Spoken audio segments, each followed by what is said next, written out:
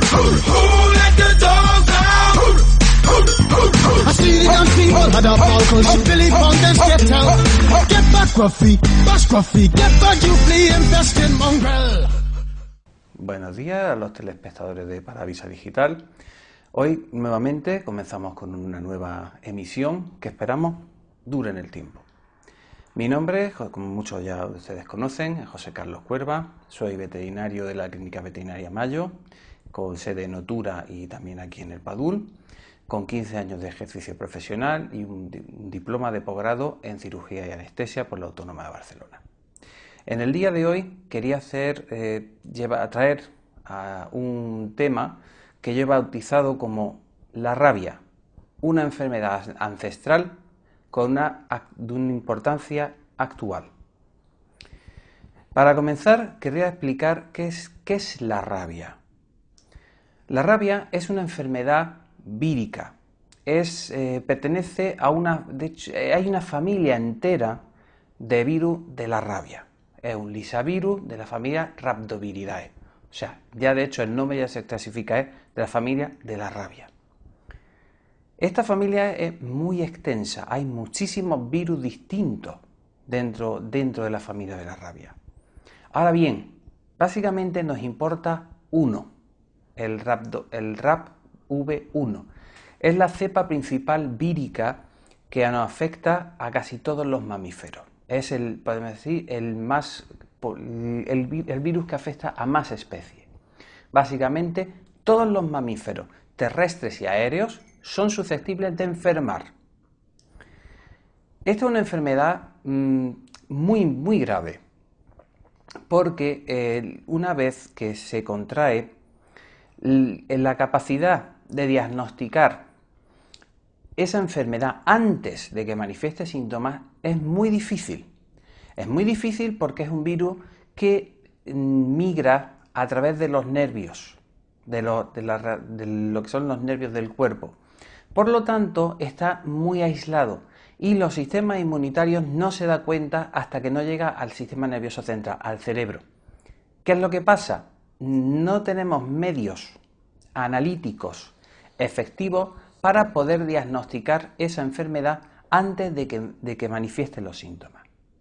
¿Qué es lo que pasa? Una vez que manifiesta los síntomas, prácticamente la enfermedad es mortal. Entonces es muy importante el conseguir controlarla antes de que se transmita. Ahora bien, hablemos de lo que es la transmisión.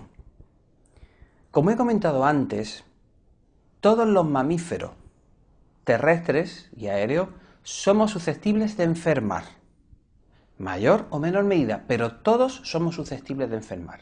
Incluso podríamos decir que hasta los mamíferos marinos pueden enfermar. Lo que pasa es que ellos tienen la situación de que no existen vectores que le puedan afectar para llevar la enfermedad hasta ellos.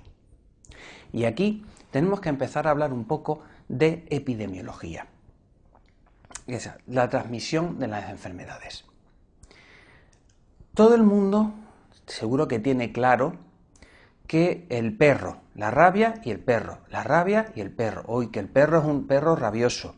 Las típicas imágenes de los dibujos animados, todo esto.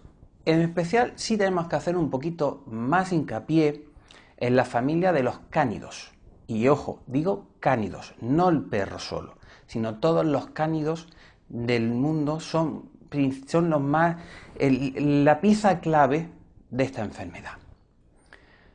Todos los mamíferos sufrimos la enfermedad, pero no solemos transmitir la enfermedad, la padecemos, pero no tenemos facilidad por nuestra idiosincrasia genética, nuestra idiosincrasia de especie, tenemos dificultad para transmitir la enfermedad. Pero ahora bien, los perros y los cánidos sí tienen esa facilidad.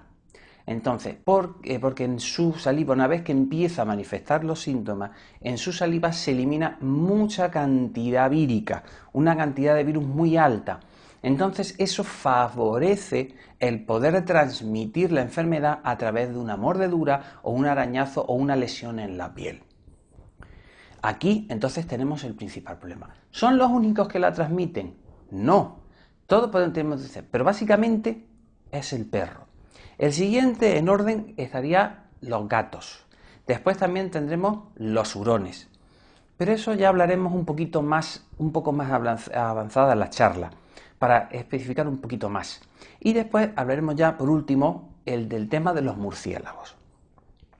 Entonces, hablando del tema del perro, se definen dos tipos de ciclos de transmisión de la rabia. La rabia está en la naturaleza, está en todo el medio. Entonces, existe un ciclo de transmisión que se llama rabia silvestre. Entonces, ¿esta quién está? Pues básicamente la transmiten todos los cánidos salvajes. Lobo, zorros son los principales transmisores. Quizá ahora, en la actualidad, el lobo no es precisamente el mayor riesgo de transmisión, porque por desgracia es que apenas quedan lobos. Entonces es muy difícil que los lobos puedan transmitir la enfermedad porque no hay. Después el siguiente, zorro. Realmente los zorros, como son animales más o menos individualistas, pues realmente viven más, se desplazan más a más distancia y son ahora mismo uno de los principales vectores. Aquí vamos a diferenciar cosas muy importantes. Zonas geográficas. No seamos un poquito egocéntricos. Esto es una enfermedad que se extiende por todo el mundo. Entonces hay zonas en las que los lobos son más factores de transmisión y en otras son los zorros. En la zona de Estados Unidos nos encontramos que, por ejemplo, es uno de los vectores que también se está dando importancia o que también manifiesta importancia son el tema de los mapaches. En esa zona, al final de cuentas, los mapaches son de la familia de los cánidos, o sea, son parientes más o menos lejanos, pero son también familia de los cánidos, por lo tanto, son también más susceptibles de transmitir la enfermedad. Entonces, ahí tenemos un reservorio, está en la naturaleza la enfermedad. Ahora bien, se define otro ciclo que se llama el ciclo de la rabia urbana, que quizás es el que nos importa más a nosotros, al hombre, porque realmente la fauna silvestre, la transmisión directa de fauna silvestre al hombre es un poco más complicada, no es imposible, pero es más difícil, porque ya tiene que ser que una persona que esté en el campo, que venga un zorro y le muerda, o que venga un mapache y le muerda. Entonces es una situación un poco más difícil, no imposible, pero más difícil. Ahora bien, se define la rabia urbana, esa es la que nos importa a nosotros, porque ya estamos hablando de animales domésticos, no de animales salvajes. Entonces, ¿hay quién tenemos? Principalmente el perro. Por la forma de actuar del perro, cuando un perro no está en control, o está trabajando, por ejemplo, un perro de un pastor, y se acerca a algún otro animal salvaje, pues la función del perro es proteger el ganado. Va a enfrentarse a esos animales, va a tener en contacto con los animales salvajes. Entonces ahí existe el riesgo de una transmisión desde la fauna silvestre a la fauna urbana, a la fauna doméstica. Y ese es el punto más interesante, porque es el punto crítico que nos afecta a nosotros. Porque una vez que salta de la fauna silvestre a la fauna doméstica, tenemos más riesgo nosotros de contraer la enfermedad. Principalmente es el perro. También hay que tener aquí en cuenta el gato. El gato no es un buen transmisor de la enfermedad, pero también puede transmitirla. Y por último, que lo que ya al final hablaremos, también estamos en la zona europea, estamos hablando del hurón. Ahora el hurón se está utilizando ya más como mascota, pero es también un animal de trabajo. Se utiliza para cazar, para meterse por las madrigueras, sacar a los animales, para poder capturarlos. Entonces, ¿qué es lo que pasa? Trabaja mucho en contacto con la fauna silvestre. Por lo tanto, aumenta ese riesgo de tener contacto. En el caso del hurón, también hay que tener un detalle importante. A diferencia del perro y del gato, básicamente solemos afectarnos, básicamente, y también incluye al hombre, nos afecta principalmente la cepa que dije antes, el RABV1, que es el principal agente infeccioso de la rabia. Pero el caso del hurón es que también tiene más susceptibilidad de afectarse por otras cepas diferentes de la rabia. Entonces se considera como un agente que puede tener una cierta importancia de transmisión de otras cepas víricas al hombre. Entonces, ahora mismo, básicamente, en la zona europea y la zona occidental o el mundo desarrollado, básicamente los principales vectores son el perro, el gato y el hurón. Aquí voy a hacer un inciso, como comentaba antes, el tema de los murciélagos. Siempre se ha hablado mucho de que los murciélagos, últimamente, que había casos de transmisión de personas que se habían contagiado a partir de murciélagos de la rabia. Hay algunos casos en España, se han conocido, pero eso, aquí voy a hablar una cosa.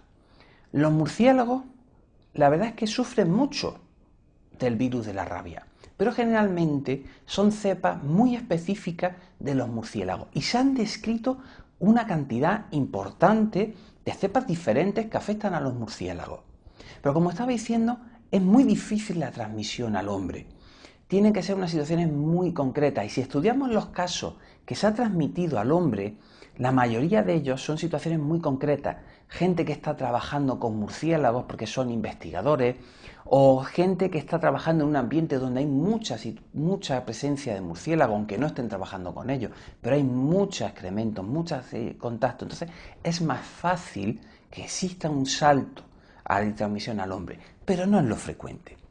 Salvo aquí, en la zona de Centroamérica, donde sí hay una especial importancia, porque es una zona donde sí existen murciélagos hematófagos que chupan sangre. Entonces, ahí sí, el murciélago sí es un agente que tiene un poquito más de importancia a la hora de la transmisión de la rabia que afecta al hombre, pero no es lo habitual. Ahora bien, vamos a pasar un poquito de introducción histórica. Por eso siempre el título de esta charla es una enfermedad ancestral. Básicamente, como he comentado, esta enfermedad ha existido desde siempre. No es algo de ahora, es de siempre.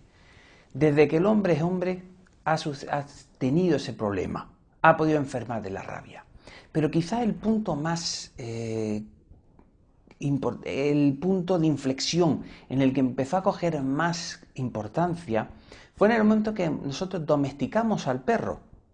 En el momento que entonces introducimos a uno de los agentes vectores más importantes de la enfermedad en nuestra vida, porque el perro siempre ha sido muy útil y lo seguirá siendo, introducimos un mayor riesgo.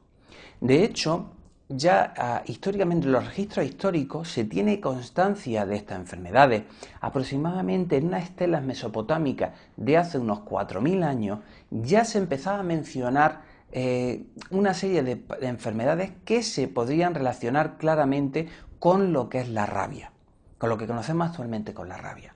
De hecho, un poquito más adelante en el tiempo, estamos ya en papiros egipcios y en estelas asirias, se han encontrado definiciones claramente de la enfermedad. Incluso que ya se empezaba a tener claro que la enfermedad de la rabia era transmitida por el perro. ¿Cómo? Todavía no lo sabían, pero sí se sabe, se tenían claro esa relación entre el perro y la rabia. De hecho, incluso en el Código Hammurabi, el código legislativo más antiguo que se conoce, se tenía ya claro que el propietario que tenía un perro que mordía, era responsabilidad de ese propietario las acciones que tenía ese perro. O sea, ya se tenía claro. Ya en el siglo VI después de Cristo, algunos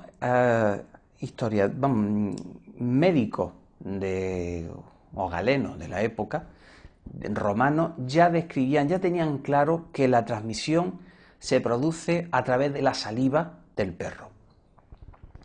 Ahora, en la actualidad, posiblemente poca gente ya hay aquí en España que recuerde casos de rabia de origen en la misma península, de origen propiamente española. Aquí me quiero referir, o sea, transmitido por animales autóctonos de España, de la península ibérica. Y ahora especificaremos ese tema de la península ibérica.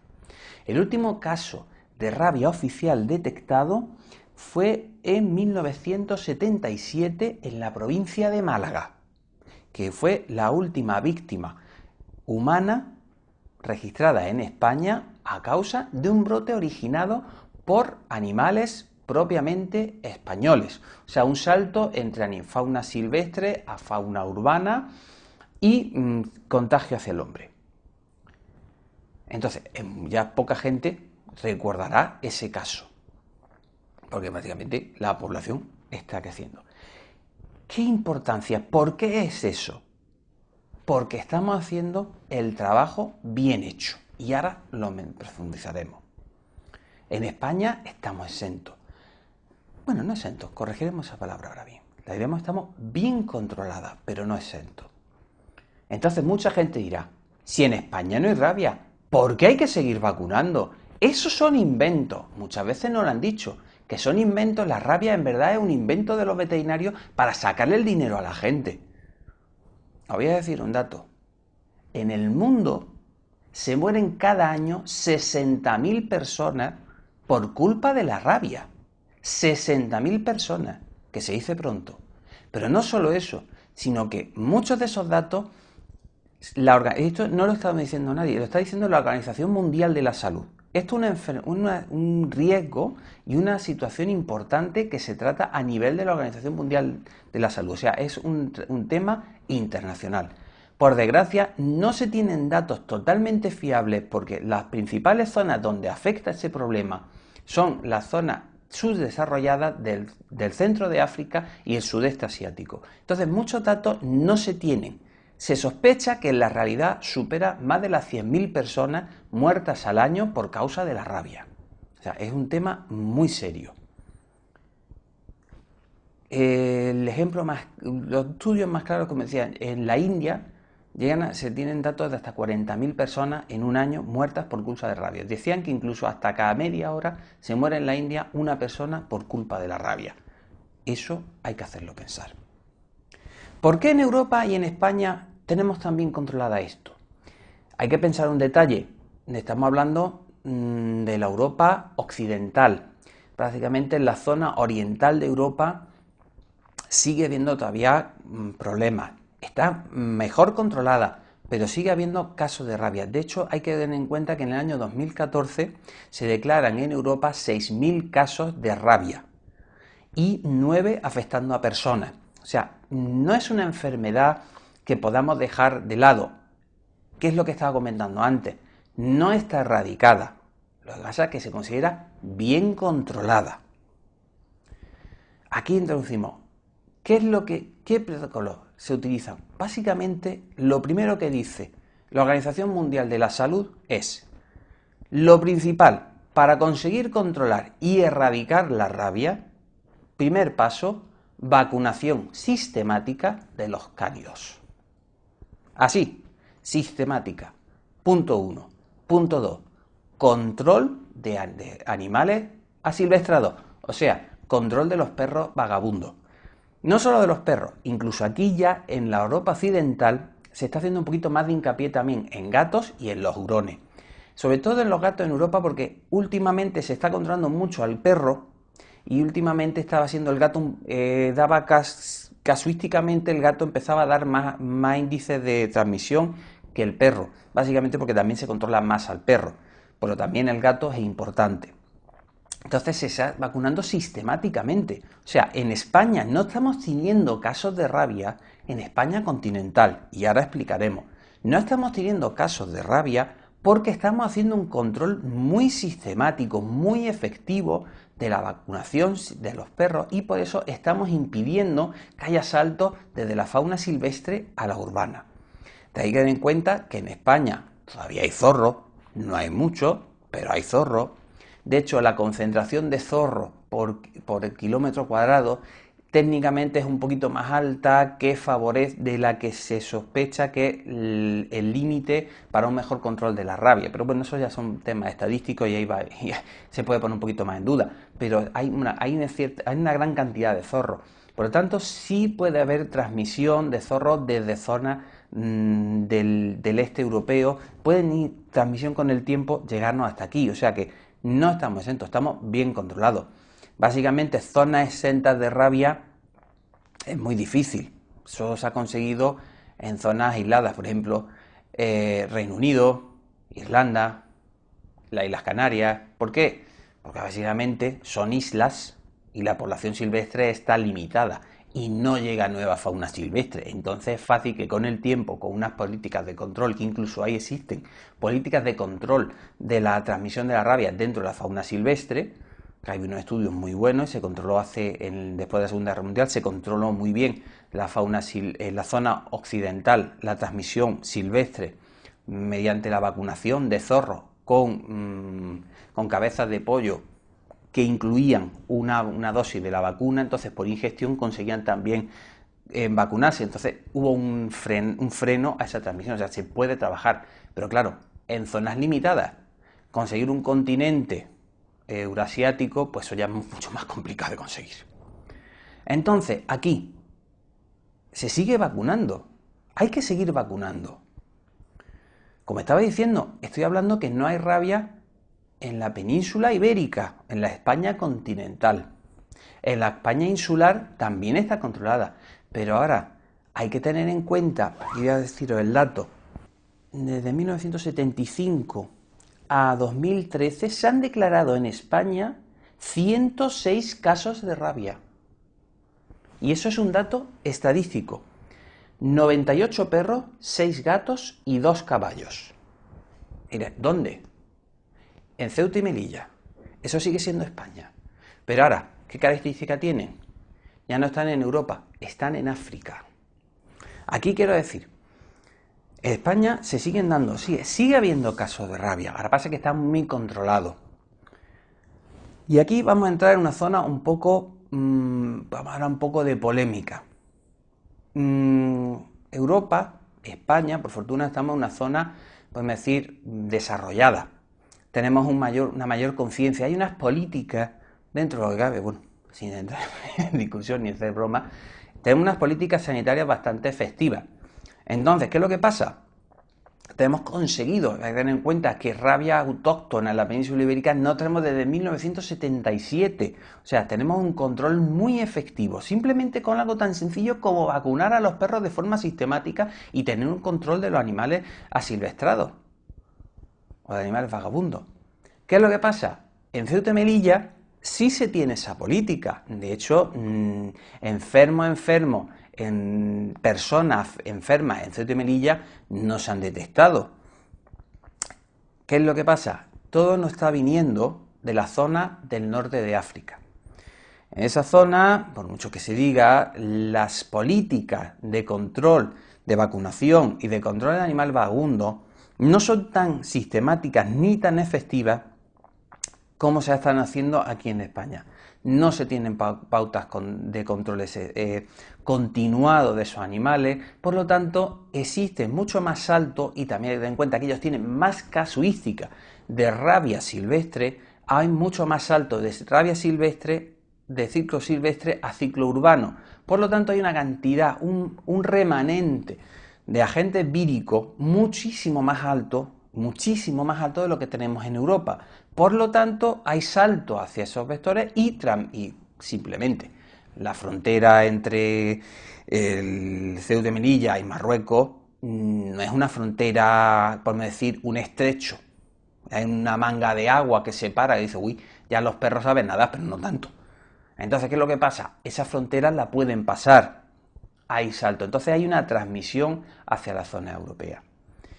Aquí, la organización, lo que es la Unión Europea, le ha puesto o le ha exigido a España que tengamos un mayor control en la frontera del norte de África.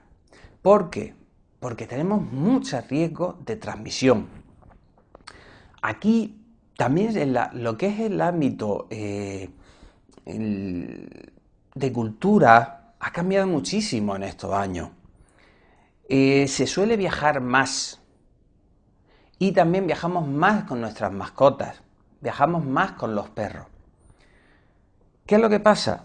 Pues ahora mismo los puntos de inspección fronteriza, los PIF, de lo que es Málaga y Algeciras, que son los puntos principales de paso hacia lo que es Marruecos y el norte de África, tienen un mayor control de los animales que pasan, de controles sanitarios, que ya ahora al final hablaremos de los requisitos legales que se tienen en España con los animales con respecto a la rabia. Pues se están haciendo muchísimos más controles. Mucha gente se cree que es de broma, que es porque se le quiere sacar el dinero. No es eso. Es que es necesario.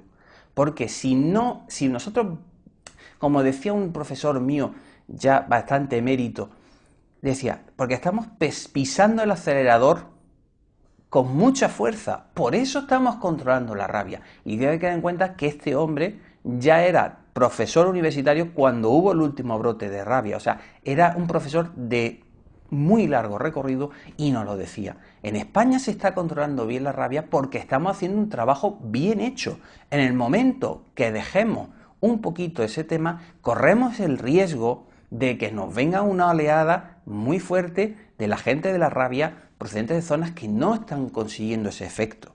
Y la tenemos muy cerca y cada vez con la mayor facilidad de tránsito que hay entre lo que es el norte de África y España, corremos el riesgo de que eso sea un problema. ¿Qué es lo que aquí? Hincapié, pues bueno, en ese sentido, sigue siendo muy obligatorio. ¿Qué es lo que pasa? Por ejemplo, aquí en Andalucía la vacunación de rabia es obligatoria, sí o sí, en perros, gatos y hurones, sí o sí. Es de hecho la única vacunación que tiene un control oficial, o sea, tiene un registro oficial. Todas las vacunaciones de rabia que ponemos los veterinarios tienen que estar notificados al Ministerio de Agricultura a través de la página oficial del RAIA, que es Registro Andaluz de Identificación Animal, donde están registrados todos los datos de los microchips, de todos los perros, gatos y hurones, también incluso todo el caballo y colecciones zoológicas, todo está registrado en esa base de datos.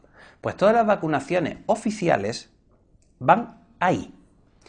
Entonces, básicamente, como decía, en Andalucía es obligatorio una vez al año la vacunación antirrábica y cuando se vacunan por primera vez hay que ponerle una primera dosis y un recordatorio a los 30 días. ¿Esto por qué se hace? Porque nosotros queremos asegurarnos de que realmente esos animales desarrollan una inmunidad efectiva contra la enfermedad. Y es más barato poner un recordatorio a los 30 días que sacarle sangre a los 30 días y verificar que el animal tiene anticuerpos. Entonces es más efectivo poner una vacuna.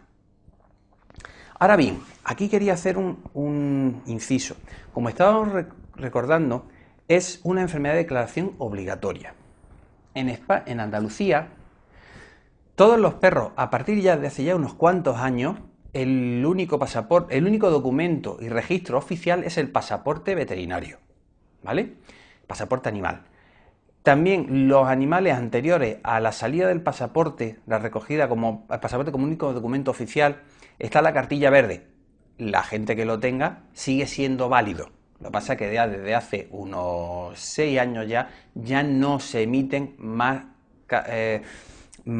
cartillas verdes. Todo va a registro en el pasaporte.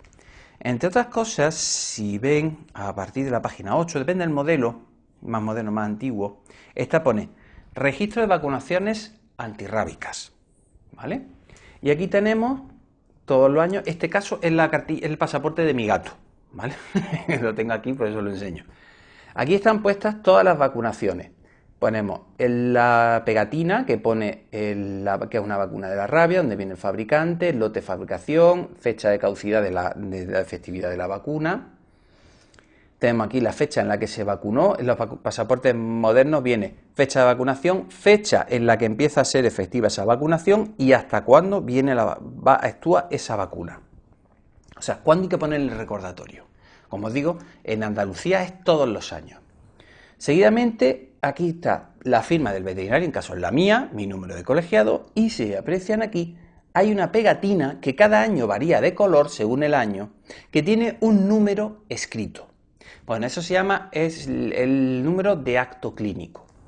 Ahora bien, esta vacunación, esta cartilla, lo mismo que esta seda, bueno, y por supuesto se le pone una pegatina por encima para que nadie pueda modificar esos datos.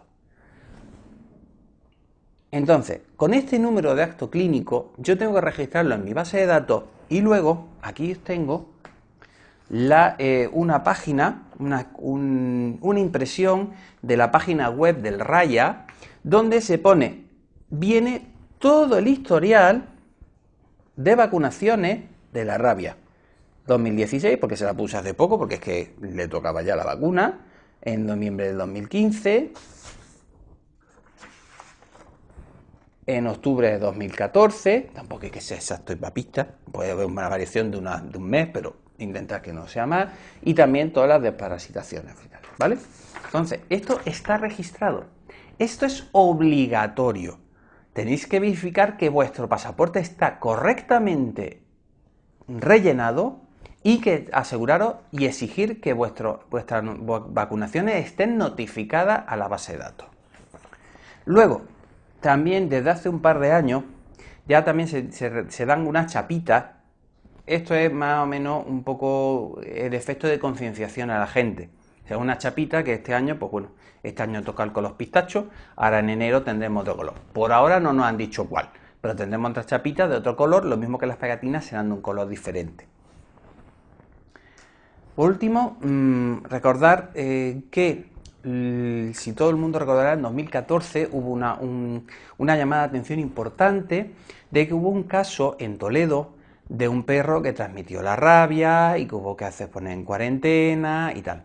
Recordar que ese perro se contagió en Marruecos porque no se llevaron los controles correspondientes ni se respetaron los tiempos de espera que se tenían que haber llevado para poder viajar a otro país. Aquí hay que indicar, cuando se viaja con nuestra mascota hay que tener dos conceptos. Primero, ¿a dónde vamos a ir? ¿Vamos a hacer un viaje intracomunitario o vamos a salir fuera de la Unión Europea? Si vamos a viajar dentro de la Unión Europea, no suele haber problema con que nuestro pasaporte esté al día y las vacunaciones estén puestas al día, no hay mayor problema, salvo algunas zonas que ya incluso están variando, con lo que es la zona del Reino Unido, que eso sí tiene una legislación específica. Realmente viajar dentro de la Unión Europea no suele haber problema. El problema es cuando viajamos fuera de la Unión Europea. Cuando viajamos a un tercer país, recordamos siempre que hay que buscar la legislación específica, mirar en las páginas web del Ministerio de Agricultura del país de destino, llamar a la embajada, cosas de este tipo, que lo que nos va a hacer es informarnos de qué requisitos requiere, que tiene cada país para entrar en su territorio con un animal. Dependiendo de los países, pues no será un problema. Generalmente podemos decir que, por ejemplo, para viajar, por ejemplo, el último día estuvimos mirando viajar a Argentina, pues realmente no hay problema. Con tener la cartilla al día no hay problema. Lo mismo pasa con Rusia, puede viajar tranquilamente. Con que esté el pasaporte al día, las vacunaciones al día y que la vacunación lleve más de 3 meses puesta, no hay problema. País más complicado ahora mismo sería viajar, por ejemplo, a Australia. Viajar a Australia, eso tiene unos requisitos bastante extensos. Si quieren, pueden buscarlo, que básicamente requieren 2 folios de requisitos para entrar en Australia. Pero bueno, eso son cosas excesivas. Ahora bien, el problema es, nosotros nos vamos a un tercer país, pero ¿y si cuando queremos volver a España, qué es lo que pasa? Amigos, ahí es donde muchas veces vienen los problemas. Y ahora, últimamente, había la gente que hay mucho cotilleo, mucho del mundo de la salsa rosa sobre el tema de viajar y volver a entrar a España con nuestras mascotas. Aquí vuelvo a poner, principal ejemplo, viajar a Marruecos con nuestro perro. Para pasar a Marruecos, con tener el pasaporte a regla, no tienes mayor problema. Puedes pasar tranquilamente.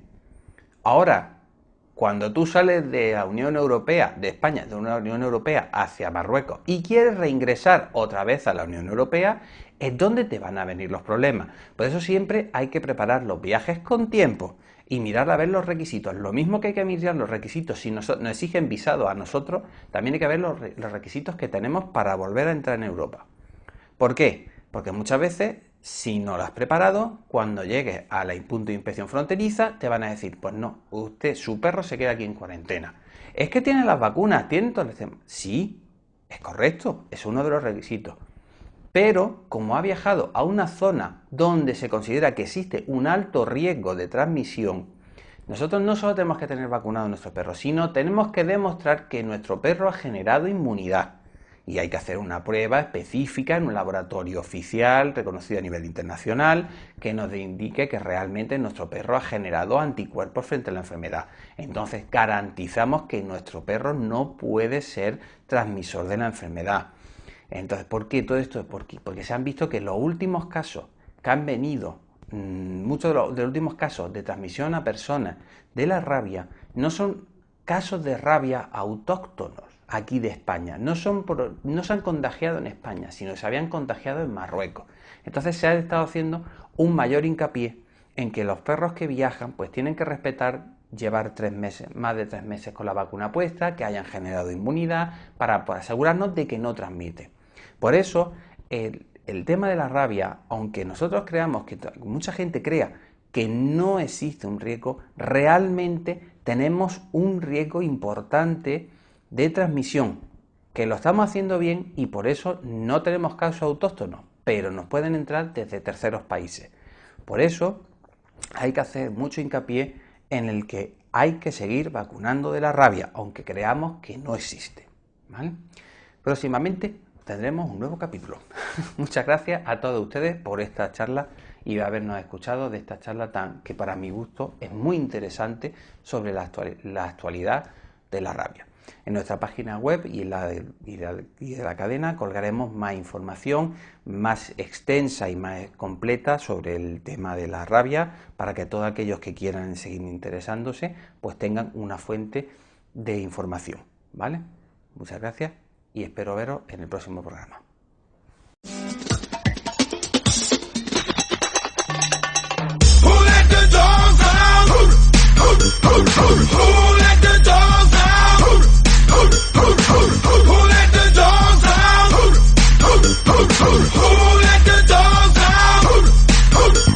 I see the damn people had a Falcons, Billy Fountains, get out.